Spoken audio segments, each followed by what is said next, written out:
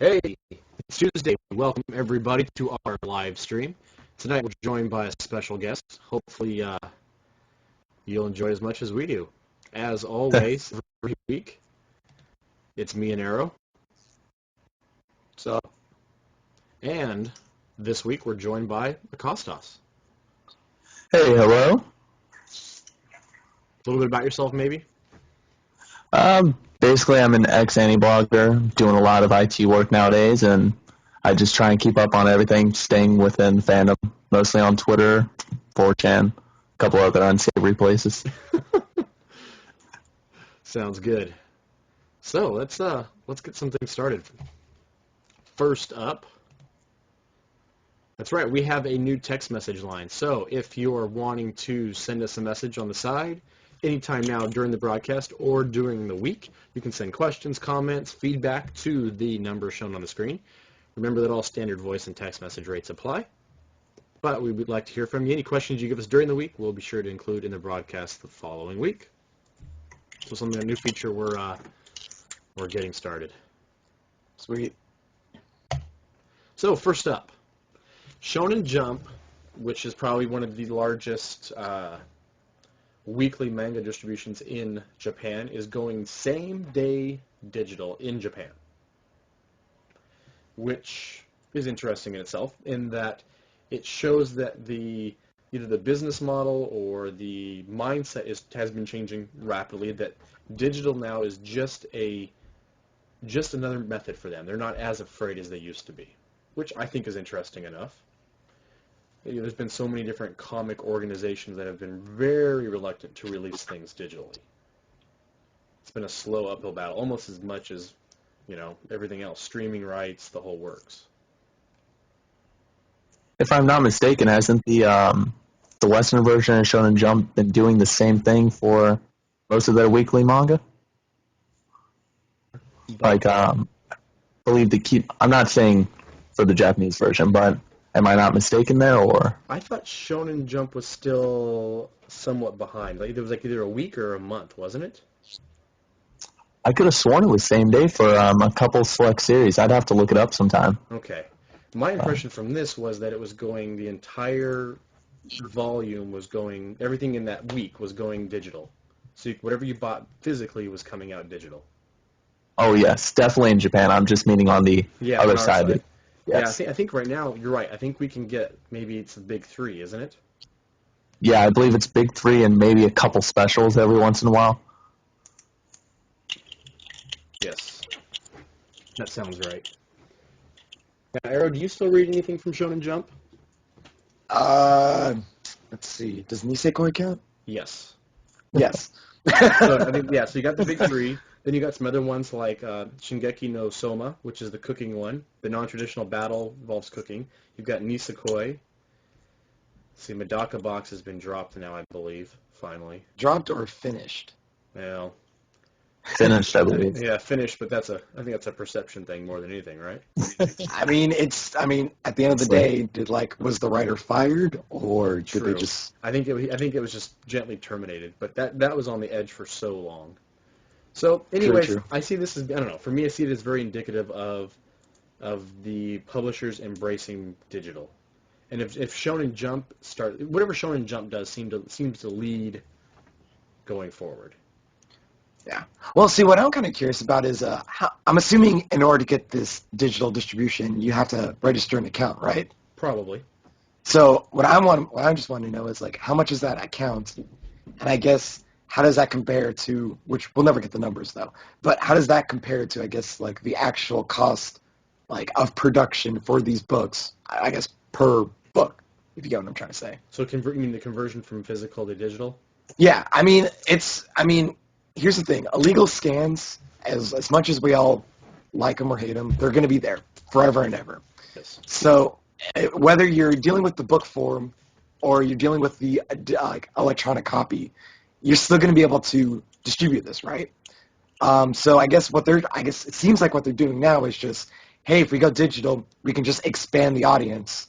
Maybe, I guess cut down on costs as far as producing these physical versions of the books. And, I guess, just embrace this natural change. Doesn't necessarily mean that they agree with it, but regardless, They understand. it's They understand the money. They yes, understand it's green, the next steps. or Exactly. whatever color Japanese money is. But I just think, yeah, I thought it was like all we've. coins. What's that? I thought it was all coins, but But I just think, yeah, we've already, yeah, Shonen Jump same day in America as well. It's a good, I think it's a good business model to embrace in the end. I don't know if you want to embrace it though. I'm not. I mean, you're essentially. I mean, again, I said it before. Scans will always happen. Illegal scans will always happen. But by making an electronic copy, you're just making it easier for them to scan it.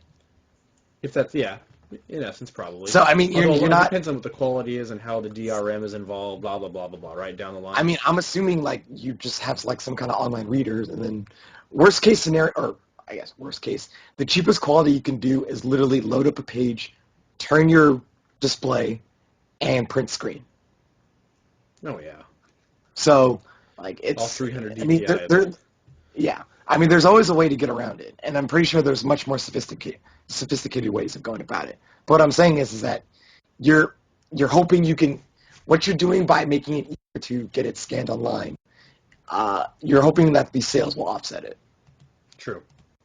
So, But at the same time, if it's inevitable that people are going to go out and scan these, that are going to translate them or just pirate them for the Japanese market, if that's already inevitable, why should they be so afraid to do it? And other than the fact that it is again, kind because of you're easing the access, you're letting it, you're making it easier for it to become illegal. That's why. I mean, if it was still just in book form, you would need someone with a scanner, and then you would need someone who would then, after scanning it, to then electronically edit all the text, to translate all the text. Like it doesn't sound like an easy thing to do. Especially that's a lot of Photoshop, to be honest. People do So it. It's amazing how fast people do it. Like Yeah. 24 hours. I mean, Shonen Jump is completely translated and up online. yeah, Yeah. I think at the same time, we already had the precedent set by, let's say, Spotify, by Steam, where we've made it really easy to get these digital goods, where we've made it very cheap to do so, and pretty much piracy for those goods has gone down in a very obvious way. it's also because of the culture behind it too. That's also part Very of true. the issue. I mean, it's like you can argue the same thing about why is anime now like streaming everywhere legally. Yeah. I mean, look at Crunchyroll. Crunchyroll's big, but at the same time, you have sites like Horrible Subs who just get the rips and then distribute them free. You know, Crunchyroll's gotten to the point with what they have and the price they're charging. You're almost better off just going with them now. It's Not I looked it up. It's you can't you $7 a can't month for their anime-only catalog right now. but you can't beat free 99. That's the thing. Oh, I know. You still have the access of watching you still have the ability to watch everything for free. But I'm saying the price point has come down to where, regardless of what free will always win, right? But at $7 a month, Yeah, it's cheap. That's not bad, man. It's cheap, yeah. And not to mention you're essentially giving companies like the viewer demographics to understand exactly what's popular and what's not. Yeah, we get it, but I'm just saying it's nothing beats free. Nothing beats free. I agree. Now there was a comic company in the United States that has decided to release DRM free comics of what they do. I can't remember the name. I just saw it about 2 weeks ago. And I can't remember. It was one of the major ones. Dark Horse. Was I it thought Dark Dark Horse? Horse. I thought so. Yeah, that does sound familiar. Okay, so it was Dark Horse. But it probably was right. And I thought that was an interesting step. They're admitting that, it's piracy is going to happen. People will pay for it, and people won't. Yeah, you just hope that not everyone's a leech. Exactly. Well, anyways. All right, so moving on. A new Fate Stay Night anime is in the works by Ufotable. What's that? UFO table. UFO Table? Sorry. I'm kidding. Yeah. But Studio Dean did the previous Fate Stay Night. I only reached this research as briefly, so I apologize. I haven't heard if it's a remake or if it's a side story based on the Fate Stay Night plot. I don't think it's been announced yet. Okay. Yeah, I didn't see it's still anything either. kind It of was very ambiguous. brief in the announcement I saw. I mean, so what everyone's hinting at is that, or not hinting at, everyone is speculating that Ufotable is hinting that it's going to be the Heaven's Feel arc. Because if you think about it, Studio Dean did The Fate, which is Saber's route. And then they also did Unlimited Blade Works, which is Rin's route. So the last route that you can do is Ilia's. No, I'm kidding. It's Sakura's route. So, I mean, that's what people are speculating would do. It's the more complex of the three routes. And so, if there's a studio that can do it, Ufotable is probably the one that could do it. I mean, they've dealt with heavy material like Fate Zero, so Yeah. seems like the next logical step, right? Well, they did a great job with Fate Zero in comparison to how Dean did Fate Stay Night. So. Well, again, two different stories, two different studios. Yeah, but I mean, yes, we all agree that Fate Zero is better than Fate Stay Night, but again, it's still two different studios. It's comparing apples to oranges. in a sense, Completely but different It's styles two of stories as adaptation. well. Two stories. That's what I was trying to say. It was two different stories. when did I Fate think Stay? it's two different. Oh, go ahead. Go ahead. No, go for it. All right. As I see it, it's just two different styles of adaptation. For Studio Dean, they didn't believe they'd get to cover the other two arcs of it, or the other two routes of it. For that Wait, reason, they kind what? of But when they they did Unlimited Blade Works, though. no Studio Dean, not Yeah. Ufotable. No. That was. Studio D. Am I mistaken on who did Unlimited Blade Works then? That was Studio D. Was it? I thought. I believe was, Joe, be the referee on this one. All right. Okay. While you guys are talking, I'll do a fact check. But keep going. Okay, but yes, continue. okay.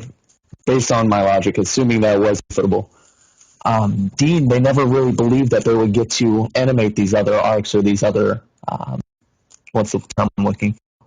These other routes in it. For that reason, they mixed in a lot of filler material, a lot of material that didn't exist in the main Fate route. So it might be a good idea. It might be possible that they are going to do a remake of the Dean of the original Fate route.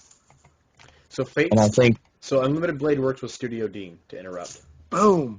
man, You know how I know it was Studio Dean and not Ufotable? Okay. Because if it was Ufotable, it would have been good. That's terrible. No, but yes. I mean, UFO tables essentially just picking up all the work that essentially every single Type Moon fan wants. So yeah. I mean, they did Carnival Phantasm too, I believe. Well, now I got to fact check that. Oh, you guys. So I No, mean, but so they think didn't about- they didn't do Carnival Phantasm. Somebody else did. well, anyways, still though they did Fate Stay. They did the Fate Stay night. Sorry. Lurche did, CG did Carnival Phantasm. That's right. I knew I did. Okay, that was legit. No, but going back to Ufotable though. Let's see. They did the Kirino Kyokai series. They did Yes. Fate Zero. They did the cutscenes for like what was it, that Fate Stay night when it got transferred to the PS Vita? Yeah, something like left and that? one. Yeah. So like essentially Ufotable's like second paycheck is essentially everything that's Type Moon related at this point. So it's not, I don't know, a lot of people are speculating this would happen eventually, so I guess no one's really surprised. It's just more or less people are happy that that's finally confirmed. Yeah. Honestly, they can only improve on it. Studio Dean did not adapt those arcs very well. I think they were just trying to milk it for the money, but I would agree with that. That it I was mean, pure- I pure haven't money seen milking. I haven't seen it. You haven't seen what? Fate Stay Night? Yeah, I've seen Fate. I've man. seen Fate Zero and Unlimited Blade Works. Imagine That's- a more terrible version of Unlimited Blade Works I mean, wasn't even all that good. I mean, I've heard how bad it is. I've heard that they essentially swapped out a sex scene with like a CG dragon, which totally makes sense. But I mean, I don't care. It's in the past. If it's not my thing, it's not my thing. I'll give this a try. But it just seemed like, I don't know. Everyone's like, yeah. Personally, I'm just like, I saw it coming. I saw it coming. I see a lot of things coming. All right, moving on. Okay, a little editorial topic next up. So, after Anime Expo, there was a lot of chitter-chatter about Code of Conduct. It seems like there are individuals that tend to act in a disrespectful manner at cons, whether that's harassing female cosplayers or just generally making asses of themselves. Yeah. So there's been a couple articles on different sites about should these cons be more Should they enforce their codes of conduct better, and should they make more public what their codes of conduct are? Eh, How about you go first? Because I've only been to 2 cons, so my experience is limited. I have thoughts, but it's limited. I've been to different things, not so much a con, but I've been to different things where people seem to, we know that whole what happens in Vegas stays in Vegas mentality. Does that Yeah. make sense? Like people Yeah. drop what they would consider their normal behaviors and take on a persona that is not them in an effort to let loose or just be part of the crowd, whatever you want to call it. And so I was reading something that was really interesting about the psychology behind crowd mechanics. It was one of the articles. And it's interesting how you get a lot of bystander effect in these things. You would get people, if that person's doing it, I guess it's okay for me kind of mentality. And it tends to, what appears to be happening, breed as toward a sort of social norm that really just isn't acceptable. Yeah. See, I don't know. So I'm gonna go off my experience of 2 anime conventions. I always find this. I shouldn't laugh. I should not laugh at all. But to be honest, I kind of find this kind of hilarious in some sense, in a very twisted sense. Okay. Well, because I know at Anime Boston they always say that like they say there was a giant slogan that said cosplay is not consent. Yes, that's one of the articles I've read recently. Yes. I know I shouldn't laugh, but I find it hilarious. But all I know is that for some reason, when you're in a giant crowd of people with people just playing around, I guess, like it's a very lighthearted nature crowd, and when you're not being serious, not to mention there's a lot of what's the word I'm thinking about? I don't know, how do I put this? You're taking a persona essentially. Where yes, it's true that you're in a big venue and like you are like one in a million, so there's a lot you can get away with. But the fact that like no one actually uses their real name at these conventions either, like there's like it's almost like you're going in as anonymous, and so for some reason this breeds like this impolite. I'm not impolite. How do I put this? It's really hard to say. It's just yeah. It's just like the best way. Honestly, the best way to say this is that you have a bunch of man children, and the parents are gone, so they're just gonna fuck around. And so, I mean, yes, everyone's trying to be lighthearted about it, and they're not trying to be super creepy, or most people, I should say. Most people aren't trying to be super creepy, and they try to respect other personal space. But when you're dealing with massive amounts of people, you're bound to get a few of them. So I've heard the stories before of, like, mirrors on your shoe tops, like, secret cameras, that kind of stuff. And yeah, it's kind of sick, kind of. It is sick.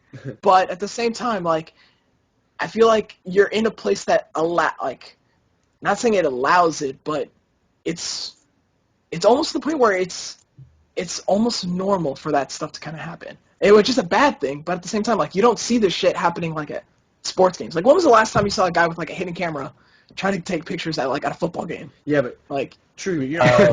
Well, football games are the social. Yeah, true. But in that respect, there's not much to look at either. People aren't wearing skirts that I barely mean, have you cover ever their been to a asses. Cowboys game? Like, Yeah. Well, Cowboys game, you don't need a secret camera. You just watch the cheerleaders. exactly, They're right? about to fall out. They're about to fall out anyway. You don't need a secret camera. But yeah, what I'm saying is that like I don't know. It's a different crowd. It's a more immature crowd as opposed to just walking around in public. But should it Yeah, be? I think No. I'm not saying it should happen. I'm not saying we should allow this to happen. But at the same time, you can't really do much. Like, okay, like until a person is caught doing the act, there's not much you can really do. Like, because you're not an official organization that has any law enforcement like jurisdiction. Like if you go, it's funny because if you actually go to like an anime convention, sure, like the perimeter has like a bunch of security guards, but then like inside itself, there's 2 kinds. You got rent-a-cops and you got volunteers, and there's no way either of those people are allowed to lay a hand on something on a person who may be deemed quote unquote suspicious. So yes, you can try to enforce these codes of conduct, but you can only do so much. And I like preventing it. Like it's essentially up to the people's responsibility to a larger extent. Like a yes, like the self-policing volunteers, measure. like well yeah, because like the volunteers, like they can stand on the sides, but they can only do so much. So, I mean, if someone gets caught, then you can report them to the proper authorities, and then action can be taken. But yeah, like I know it sucks, but it happens. Like again, like the article you were referring to about AX and like the hidden camera, like yeah, it sucks how they found it after the fact, and yes, like they are doing an investigation to figure out who set it up in the first place. But at the same time, it's like unless you search through everyone's bags and like all their personal property to make sure that no one has a camera of any sort, like that, it's almost unavoidable at that point. And then you're going to be getting pat downs at least because you know these people are going to be crafty about it. And if you can hide a hidden camera somewhere, then you can easily hide it on your person. I mean, like, but the thing is too is that like usually the security does a decent job. Like, Yeah. I know for Anime Boston, maybe because of the whole bombing incident at the marathon, but like the cops there, like they search through all your bags, like they check all your coats, and if you have any prop, essentially they would have to search the prop, especially if it looked like a weapon. So, like hiding, I mean, cameras can be really small, true, but at the same time, like it's not like they're gonna like take off all your clothing and be like take off your shoes, take off your belts, take off any excess clothing and like search it all. They can only do so much. And I would agree about the part where I don't want to say like there's always the worst side to be on in an argument of saying, oh, that happened because they wore this thing.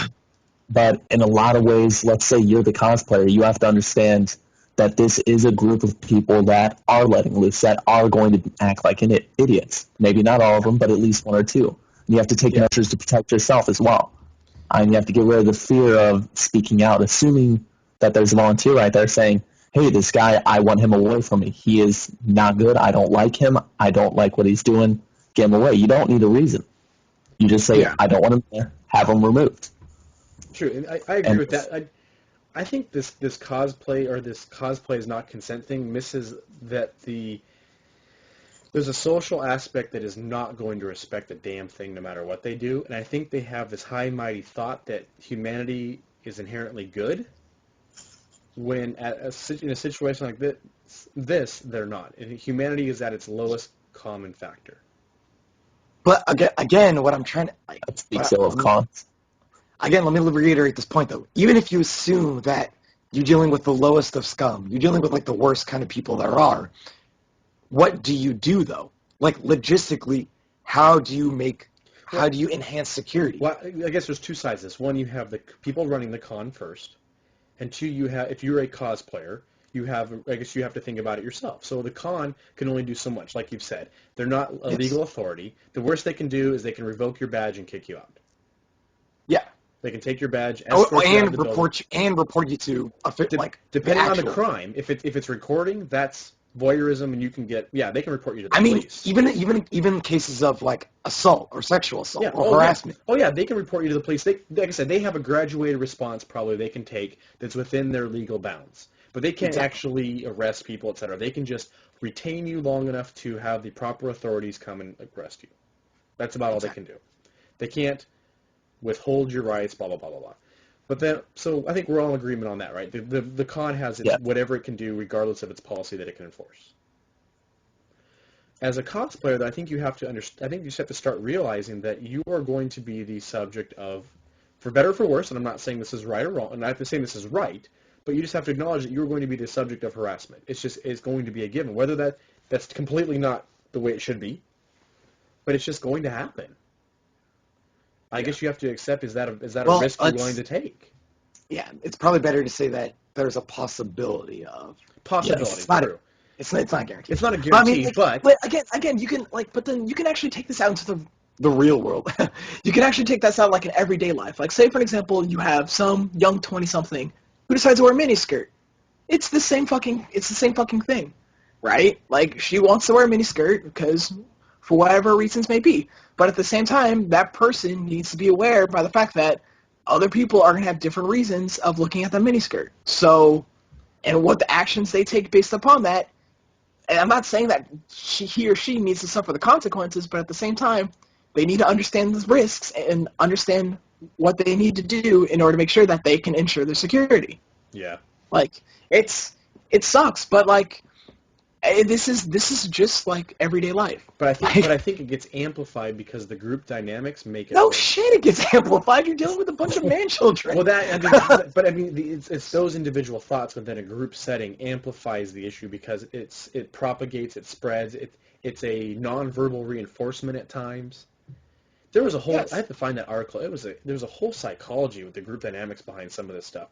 It was amazing. I thought the article was Yeah. written by a psychologist or somebody who thought they were a psychologist at least. It was really interesting.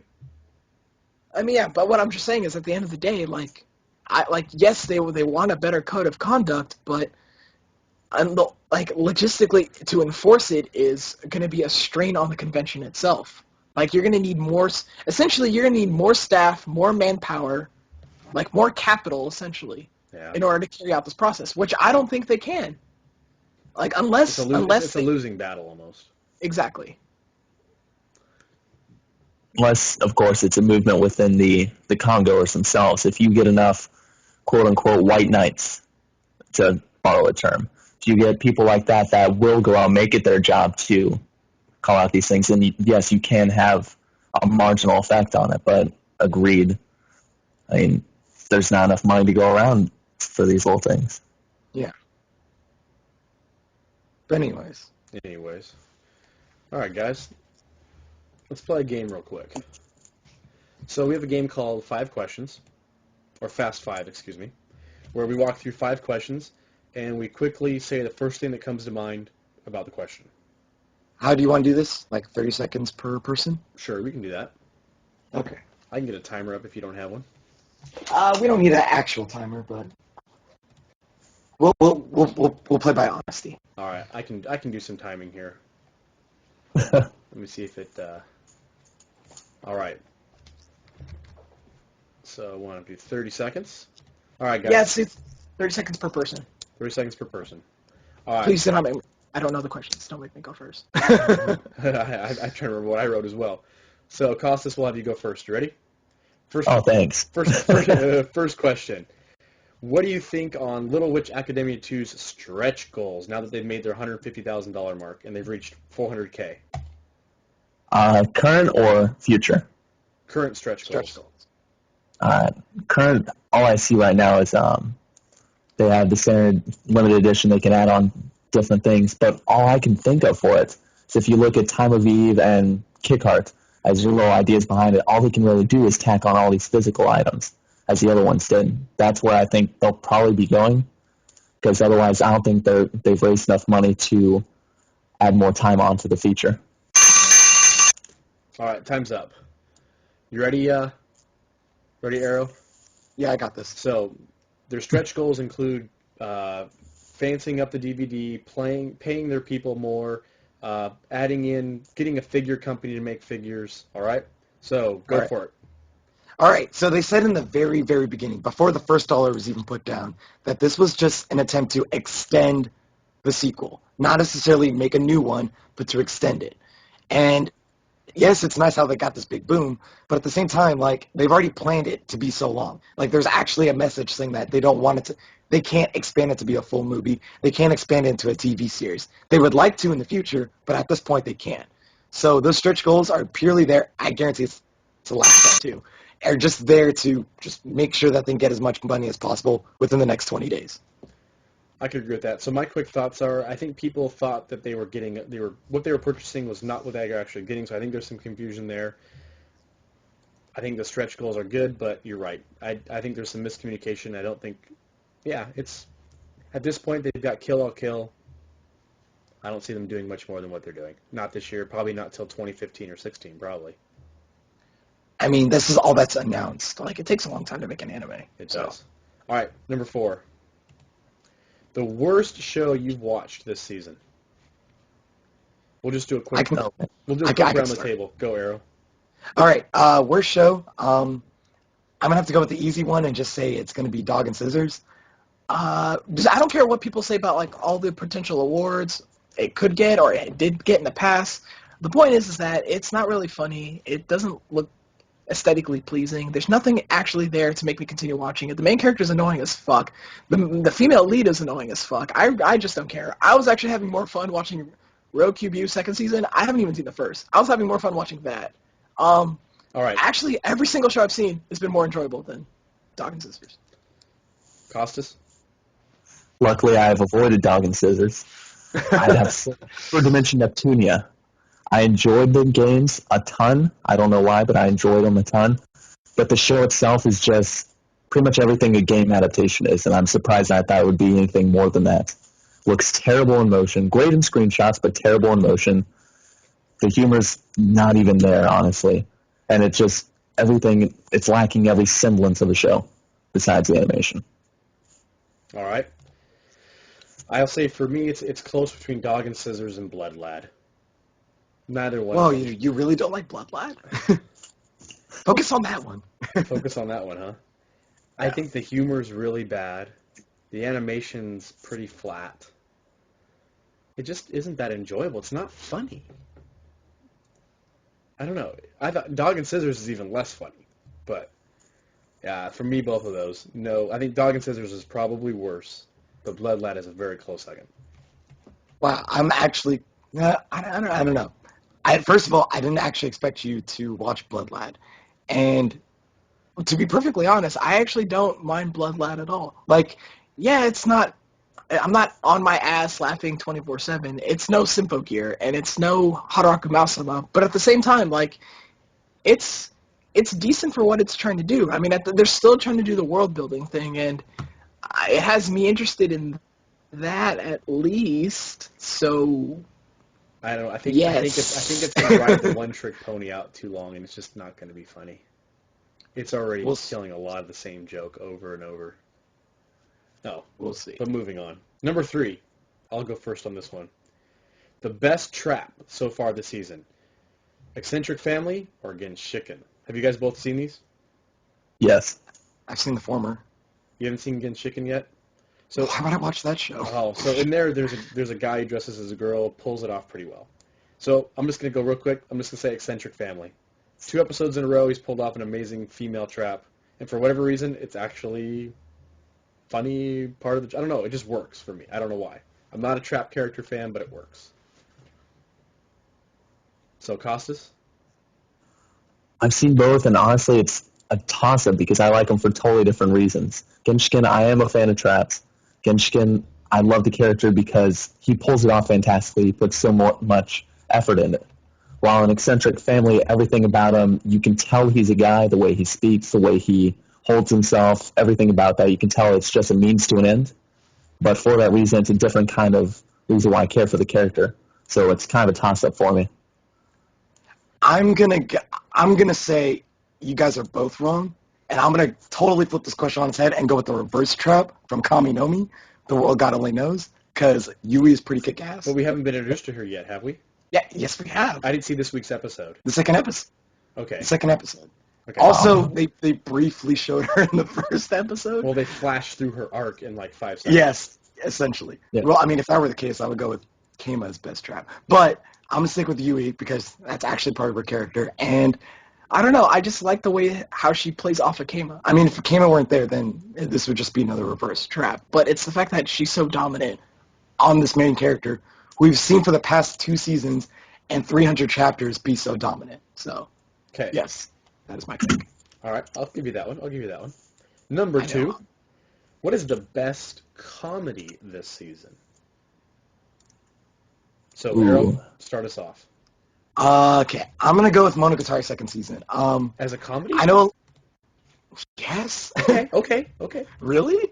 Have you not been paying attention to all the crazy stuff Senju Gahara says? First of all, that's the best part. There's Senju Gahara. Second of all, there's a ton of Senju Gahara.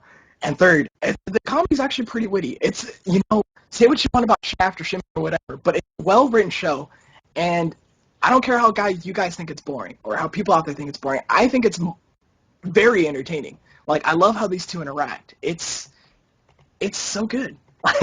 It's so good. All right. Acostoss? Right now, I'd have to say Watamote, only because I'm invested in it already. I have pretty much all the manga I've been importing, so it's very nice to see it animated, and that's about it to it. All right. I'm going to go service. I enjoy it. I get the humor. being working for a large. It has that kind of Dilbert slash. I don't know. It has some things I relate to. I find funny. I thought this last episode where the gal was cosplaying and trying to get the other girl to join her was kind of funny. The little sister was cute. I just don't know if it can keep being funny or not. I'm just worried. I mean, it's best comedy so far. That's a clarification Yeah. on the question. Yes. So. Yes. Best comedy so far. Yeah. But you really wouldn't consider Monogatari second season a comedy? I don't To know. an extent, but there's a lot more to it than that. Yeah. And I know, It's that's really based on being comedy. Yeah, we haven't seen the comedy chops yet. Not so much that we've seen in prior Well, no. seasons. You haven't seen the slapstick yet, Uh, which is what usually Araragi is known for. I mean, it's Yeah. the It's banter, definitely the a banter, The Asian banter dynamic. between the two is definitely absolutely hilarious. Like, especially when you consider the development behind it all, how Hanazawa was just like, or Kanakawa, damn it, how Hanakawa was just essentially just saying, wow, I really like Atagi, but she is fucking annoying as hell. Like that's gold. All right, and the last one for those who are watching this weekend. What are your thoughts on Wong? Justin Wong, the Wong. man, the legend, Mr. Marvel himself. I was absolutely ecstatic when I was watching his comebacks. Justin Wong has been known to own the scene for Marvel vs. Capcom 2. Not so much for Marvel vs. Capcom 3 or Ultimate, and it was absolutely heartbreaking to see him have such a huge comeback and just to fall so short. He fell to one round off a mistimed super. That sucks. But yes, I have always rooted for Justin Wong, and it just pains me to see him get so close and just lose it off that last second. Did you watch it this weekend, Acostoss? Nah, I've been out of the fighter circuit for ages. Yeah. I don't even play fighters. It's a spectator sport. Yeah, I was watching it on Twitch just because everybody was raving about it, so I had to hop in and watch. And it was funny to watch. I had my son watch with me. He's like, "Ooh, look at that!" My son likes video games, so. I mean, it's very beautiful to watch. It was Seeing all that time precision and stuff, it's great to Yeah. see. You don't really need to know the mechanics to understand it. That's the beauty of those kind of video game sports. yeah. Yeah. I came to realize that Zero seems to be kind of a crutch player, but If you think that's bad, just wait till think about 2 years ago with Dark Phoenix. I don't know. I don't follow Marvel versus Capcom, so. Yeah. Oh, but yeah, I thought it was fun to watch. It was a good half-hour loss this weekend. Fun watching the finals. Oh, dude, I watched that. I watched the King of Fighter finals, which also, by the way, that was pretty kick-ass. Also saw the Melee finals, Super Smash Brothers Melee. Evo is it's so beautiful because it's a once-a-year thing. Well, at least it's treated like a once-a-year thing. And, there's always these epic moments like these. All these down-to-the-wire kind of stuff. You get that every single year. It's magical. It's like upsets in March Madness. It's so good. It defines the event. And to kind of follow up what you're saying, League of Legends got put into the U.S. visa system. You can now get a work visa to come play League of Legends in the United States. Yeah, but you have to be on a legit and sponsored team. Yeah. Oh yeah. I'm just saying though. That's an interesting step for game playing sports. For Well, I feel like console sports. it's, I thought League of Legends isn't the first game to do it though. I'm pretty sure, because I thought I've heard stories in the past with people in Evo and with old games like Counter-Strike. Maybe. But it's just nice. It's just interesting to see that our work visa system is more and more. How about this way? Is more and more acknowledging PC and console gaming sports. How about that? Yeah. Well, the funny thing too is that also those sports, the potential payout is actually much greater than what most work visas get in California. It's sad. It's terribly sad. Well, guys, we are at the end of the road. As our guest, do you want to give us some final thoughts? Acostoss? Honestly, I'm drawing a blank here. And all I can think is to reply to a couple points earlier. Again, to go back to Monogatari second season. All I focused on, more so than the comedy and the banter, is the underlying tones behind the banner, what it all means, all that. So I guess I have been missing a bit of the comedy to an extent. But that's about all I have to say. It's like the cherry on the comedy sundae. That's how I see it. I see it as the main pie. So All right. Pie and ice cream. I like that. scream. Oh, final thoughts, Arrow. Yeah, this season's been good so far. I don't know about everyone, but like I'm always excited about a new season, regardless of how many moe shit shows there are. But I will say for some reason about this season, there's a lot of catching OPs out there. Like, you got the Symphogear OP, Bakemonogatari OP, C3 Boo's OP, Watamonte's OP, Gotcha Man's OP, Gotcha. Prison Ilia's OP. There's so many great opening songs out there. Hell, even Stay Without God, like, that has a cool OP too. Nice to see Eri Kitsumura come back and sing. Like, this is a great season for singles, like CDs, not loners. Gotcha. Yeah. I was surprised. I didn't see a lot that I wanted to watch from the summer, and I picked up about anything and everything just to see what it was like, and it's actually turned out to be a really good summer. I'm watching way more than I can track right now, so I'm going to have to cut things off just for time's sake. I won't have the time to watch it. Nah, you make time. You make time. I'm trying. Yeah. So what you need to do is you need to have sex with your wife, And then just do it from behind, so then you can have like a my little gosh. iPad, and then but you can watch your stuff at the same time. And you wonder why you're single. because fucking bitches is amazing, and I don't want to be tied down yet. Oh, you crack me up, man. Crack me up. All right, guys. You can find Arrow on every other Friday at the Friday Anime Podcast. I think you have one coming up this Friday, correct? No, it was actually last Friday. I'm off by my Fridays, my weeks. All right. You can find, if you look there, you can find all of our usual contact spots and recap locations. Hold that for a second there. That's it, guys. Thank you to our guest, Acostoss. No problem. I was glad to be on. And if you'd like to join us sometime as a guest, just send us an email or send us a text message or find us on Twitter. Yep. See you guys. Yeah. Peace out. See you.